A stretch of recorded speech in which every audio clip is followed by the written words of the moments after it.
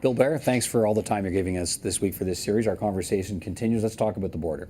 We know the Canadian border officials will be asking everyone entering Canada if they are carrying cannabis products. But what about Canadians entering the United States? What should they know about traveling to the U.S. now that pot's legal in Canada? They should know that it will be against the law, a serious federal offense, to carry cannabis in any amount, even as much as a seed, from Canada into the U.S. or from the U.S. into Canada.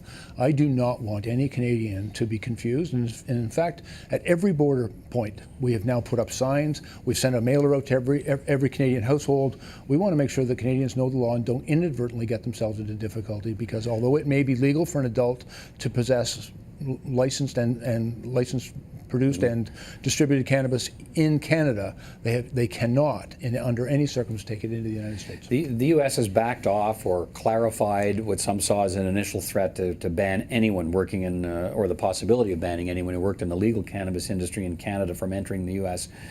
For life. Now that won't be the case as long as they're entering the United States for leisure. But what about there are some states in the U.S. that have legalized recreational cannabis too. Let's say Colorado, for instance. Mm-hmm. What if somebody who works in the industry in Canada is on their way to Colorado to work in the industry or to consult with industry players there? That could still be a big problem. Are you okay with that? Well, and in fact, first of all, the United States is a sovereign country and has the ability to set its own laws and its own rules with respect to entry. There it remains a federal offense. After Wednesday, it'll be legalized. That business activity will be legal in Canada, but not in the United States. And if you're going to the United States saying, I'm coming into your country with the intention of engaging a business which in your country is illegal, they're very likely going to have a lot of questions and could potentially exclude somebody from entering. And so, I think their clarification has been really helpful, because a lot of people were I think, unnecessarily anxious and concerned, because the suggestion was if you had a mutual fund investment that held a cannabis company in its holdings, that you were somehow in jeopardy.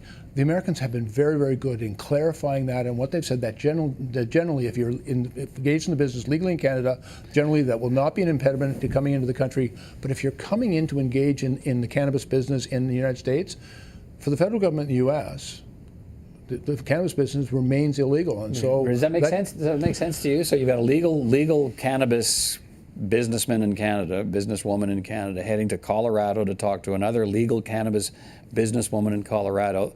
Should they admit that at the border, that that's what they're doing? What should they say? Well, first of all, it's an offense to lie to border agents, and I never suggest, I'm an old law enforcement person myself, but I would never suggest that anyone lie to a border agent.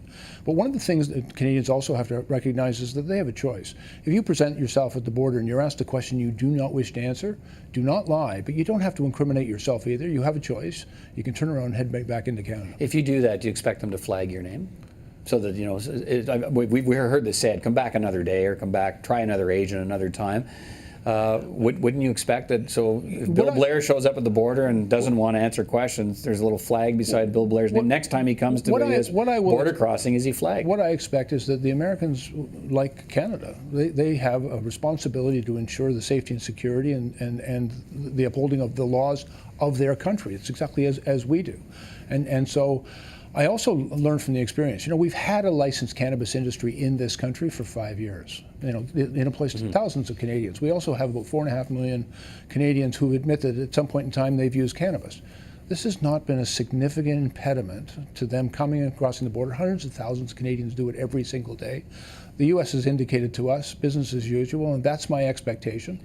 But Canadians, again, have to be aware that it is against the law and they've got to be careful with this, and to carry cannabis into the U.S. or to engage in the cannabis business in the United States.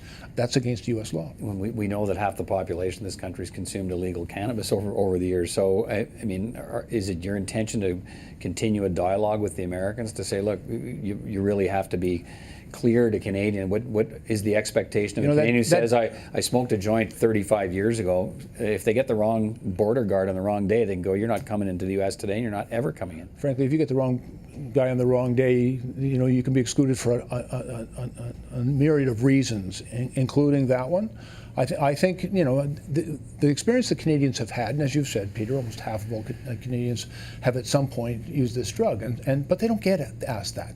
If you present yourself at the border smelling of marijuana or making, you know, statements about your intention either to consume marijuana looking like or to be in the business, Cheech and Chong, as you put I have used that phrase. You know, if you present yourself looking like Cheech and Chong, that iconic they get treated thing, like Cheech and Chong. Absolutely, and so, you know, it's a serious bit of business to seek entry into a foreign country. And in the United States, they're our greatest trading partner and closest ally.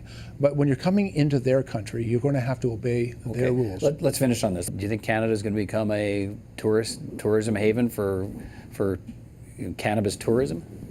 Well, it hasn't necessarily been the experience. You know, there are now 9 U.S. states that have legalized cannabis, and I think the novelty of in the first couple of years that was the case. Frankly, I still expect anybody in Canada who chooses to use cannabis do it in a socially responsible way and a healthful way. And again, we're not trying to normalize the use of this. We're just trying to give adults who are making this choice healthier choices, lower risk choices. And the regulations that are being put in place in municipalities right across the country are done in order to support a socially responsible approach to this thing, much as we have done with tobacco. All right, Bill Blair, thank you. Thank you, Peter.